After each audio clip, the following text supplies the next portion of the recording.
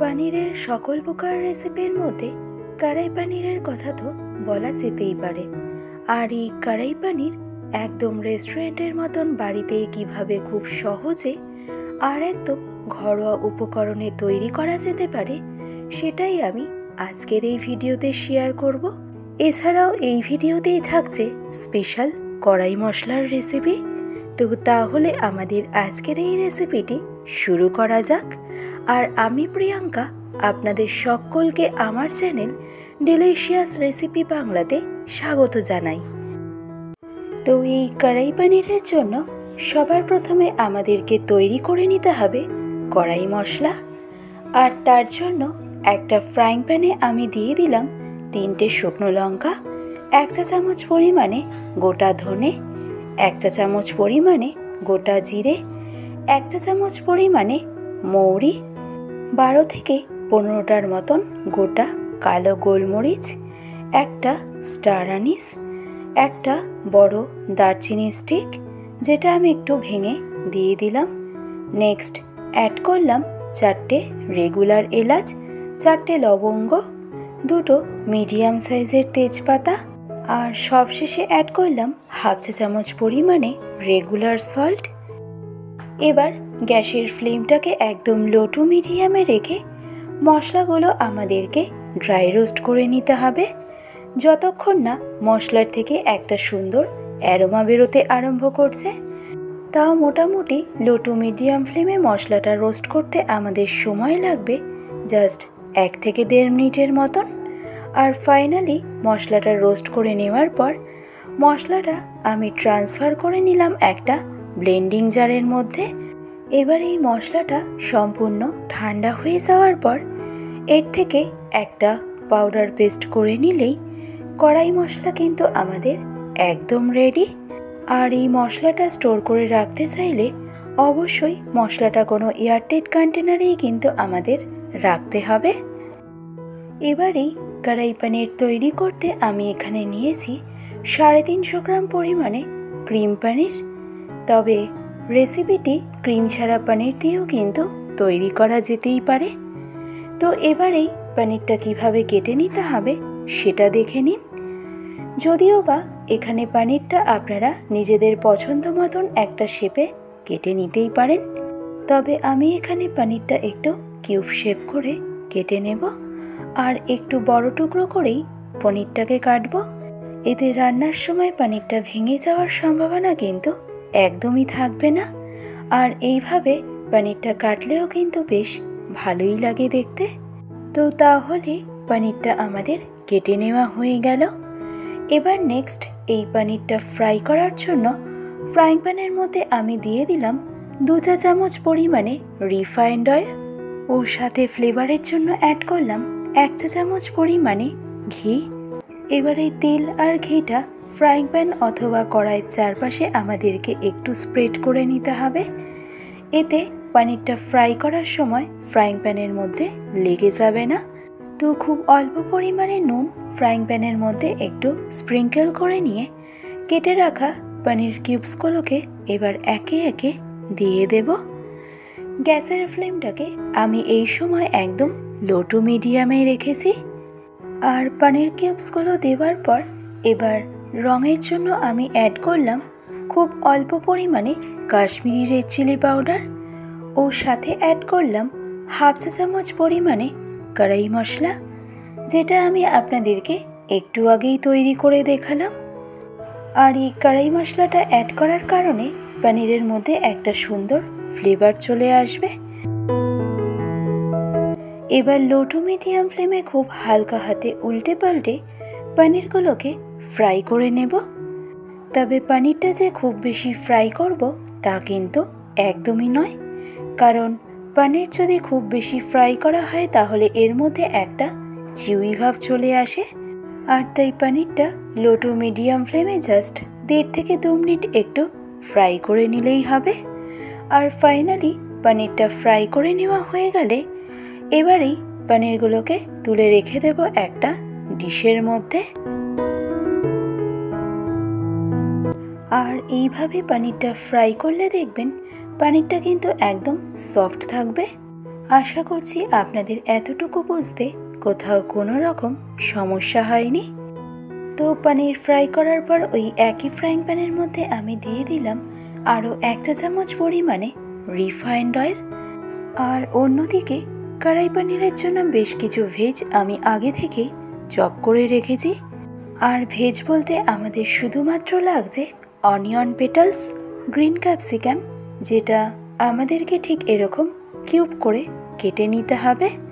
আরও সহজভাবে বলতে গেলে চিলি চিকেনে আমরা ঠিক যেভাবে ক্যাপসিকামটা কেটে থাকি। এছাড়াও নিয়েছি টমেটো, যেটাও আমাদেরকে কিউব করেই কেটে নিতে হবে। তো এবার এই ফ্রাইং প্যানের মধ্যে আমি দিয়ে দেব কিউব করে কেটে রাখা ক্যাপসিকাম ও একই সাথে অনিয়ন পেটালস। এবার লো টু মিডিয়াম ফ্লেমে এই পেঁয়াজ ও ক্যাপসিকামটা জাস্ট একটু ফ্রাই করব, তবে খুব বেশিক্ষণ সময়ের জন্য একদমই নয়, জাস্ট 1 থেকে 1.5 মিনিটের মতন। আর এই পেঁয়াজ ও ক্যাপসিকামটা ফ্রাই করতে করতেই আমি অ্যাড করলাম কিউব করে কেটে রাখা টমেটোটাও। এবার এই সব কিছু একসাথে লো টু মিডিয়াম ফ্লেমে পেঁয়াজ, ক্যাপসিকাম ও টমেটোটা জাস্ট 1 থেকে 1.5 মিনিট একটু নেড়ে চেড়ে নিয়েই এবার এটাকে আমাদের ডিরেক্টলি ট্রান্সফার করে নিতে হবে একটা ডিশের মধ্যে।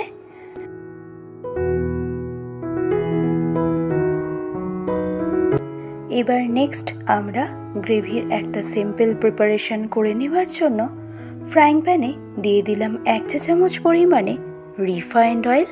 তো এবার দেখে নিন কড়াই পনিরের গ্রেভির জন্য আমাদের কী লাগছে। নিয়েছি 2টো মিডিয়াম সাইজের রাফলি চপ করে রাখা পেঁয়াজ, 2টো মিডিয়াম সাইজের রাফলি চপড টমেটো, ঝালের জন্য পরিমাণ মতো কাঁচা লঙ্কা, 2টো শুকনো লঙ্কা, আর নিয়েছি 3 কোয়া রসুন ও 4 টুকরো আদার স্লাইস। এবার এই সমস্ত উপকরণ একসাথে ফ্রাইং প্যানের মধ্যে ট্রান্সফার করে নিয়ে গ্যাসের ফ্লেমটাকে মিডিয়াম টু হাইতে রেখে আমাদেরকে কুক করে নিতে হবে। আর এটা কুক করতে করতেই আমি অ্যাড করলাম 1/2 চা চামচ পরিমাণে গোটা জিরে। এখানে কিন্তু আমাদের বিশেষ কোনো মশলা লাগছে না। তো মিডিয়াম টু হাই ফ্লেমে এই পেঁয়াজ, রসুন, আদা, কাঁচা লঙ্কা ও টমেটোটা ততক্ষণ পর্যন্ত কুক করতে হবে যতক্ষণ না এই সমস্ত উপকরণের কালারটা একটু চেঞ্জ হয়ে আসছে আর টমেটোটা ঠিক এরকম নরম হয়ে আসছে। এবার ঠিক এই পর্যায়ে এসেই আমি অ্যাড করলাম 1/2 কাপ পরিমাণে জল। এবার সব কিছু একবার খুব ভালো করে মিশিয়ে নিয়ে এবার এই সমস্ত উপকরণগুলো ঢাকনা চাপা দিয়ে হাই ফ্লেমে বয়েল হতে দেব বেশ কিছুক্ষণ সময়ের জন্য। তো সম্পূর্ণ 4 মিনিট ঢাকনা চাপা দিয়ে কুক করে নেওয়ার পরে দেখুন এই স্টেজে সমস্ত উপকরণগুলো কিন্তু আমাদের একদম পারফেক্ট বয়েল হয়ে গেছে। এবার তাই গ্যাসের ফ্লেমটাকে অফ করে দিয়ে এবার এই উপকরণগুলো ট্রান্সফার করে নেব একটা ব্লেন্ডিং জারের মধ্যে। আর তারপর এটাকে ঠান্ডা হতে দেব।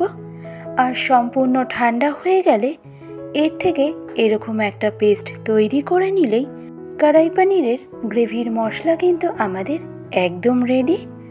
আর এই পেস্ট আমাদেরকে এমনভাবে তৈরি করতে হবে যেন পেস্টের মধ্যে কোনো রকম দানা দানা একদমই না থেকে যায়। বাট যদি দানা দানা থেকে যায় তবে সেক্ষেত্রে এই পেস্টটা একবার স্টেন করে নিতে পারেন, এতে গ্রেভির টেক্সচারটা আমাদের একদম পারফেক্ট আসবে।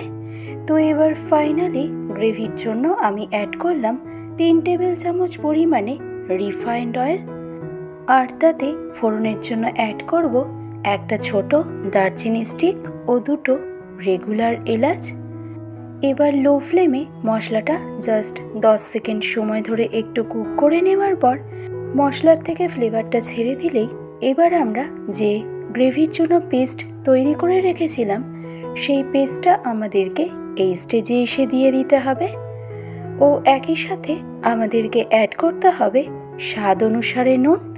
টেস্ট ব্যালেন্সের জন্য 1/2 চা চামচ পরিমাণে চিনি। রঙের জন্য অ্যাড করব 1/2 চা চামচ পরিমাণে হলুদ গুঁড়ো ও সাথে 1 চা চামচ পরিমাণে কাশ্মীরি রেড চিলি পাউডার। আর সবশেষে অ্যাড করব 1.5 চা চামচ পরিমাণে কড়াই মশলা, যে মশলাটা আমি আপনাদেরকে ভিডিওর শুরুতেই তৈরি করে দেখিয়েছিলাম। আর কোনো রকম এক্সট্রা জিরে বা ধনের গুঁড়ো কিন্তু এখানে আমাদের লাগছে না। এবার মিডিয়াম টু হাই ফ্লেমে মশলাটা আমাদের খুব ভালো করে কুক করে নিতে হবে, যতক্ষণ না মশলার থেকে অয়েলটা সেপারেট হতে আরম্ভ করছে। তাও মোটামুটি মশলাটা কুক করতে আমাদের সময় লাগবে 3 থেকে 4 মিনিটের মতন। আর ফাইনালি মশলাটা কুক করে নেওয়া হয়ে গেলে এবার এই স্টেজে এসে অ্যাড করে নিন আগে থেকে ফ্রাই করে রাখা ভেজিস ও একই সাথে ফ্রাই করে রাখা পনিরগুলোকে। এবার মিডিয়াম ফ্লেমে সব কিছু ইভেনলি একবার খুব ভালো করে মিশিয়ে নিন আর পনির ও ভেজিসটা গ্রেভির সাথে কুক করে নিন আরও 3 থেকে 4 মিনিটের মতন। আর ফাইনালি কুক করে নেওয়া হয়ে গেলে এবারেই গ্রেভিটাকে একটু সেমি গ্রেভি করার জন্য আমি অ্যাড করব জাস্ট হাফ কাপ পরিমাণে গরম জল। ঠান্ডা জলের ব্যবহার না করাই ভালো, আর খুব বেশি জলের ব্যবহার করাও কিন্তু একদমই যাবে না। এবার ফাইনালি সব কিছু একবার খুব ভালো করে মিশিয়ে নিয়ে গ্যাসের ফ্লেমটাকে হাইতে রেখে ঢাকনা চাপা দিয়ে সম্পূর্ণ রান্নাটাকে আমি কুক হতে দেব জাস্ট 10 মিনিটের মতন। আর এই 10 মিনিট কুক করে নিলেই আমাদের আজকের রেসিপি কড়াই পনির কিন্তু অলমোস্ট রেডি। এবার তাই সব শেষে এসে আমাদের অ্যাড করতে হবে হাফ চা চামচ পরিমাণে হোমমেড কড়াই মশলা আর 3 থেকে 4 টেবিল চামচ পরিমাণে ফ্রেশ ক্রিম। ফ্রেশ ক্রিম কিন্তু মাস্ট, এতে গ্রেভির মধ্যে একটা সুন্দর ক্রিমি টেক্সচার চলে আসে। তো এবার ফাইনালি ফ্রেশ ক্রিমটা ভালো করে মিশিয়ে নিলেই আমাদের আজকের রেসিপি কড়াই পনির কিন্তু একদম রেডি। আর এই কড়াই পনির স্পেশালি আপনারা রুটি, পরোটা, নান, লাচ্ছা পরোটা এছাড়াও বাটার নানের সাথেও কিন্তু সার্ভ করা যেতেই পারে। ভালো লাগলে রেসিপিটি অবশ্যই এইভাবে ট্রাই করে দেখুন। আশা করছি আপনাদের সকলের ভীষণই ভালো লাগবে। আজকের ভিডিওটি তবে আমি এখানেই শেষ করছি। ভালো থাকবেন, সুস্থ থাকবেন, ধন্যবাদ।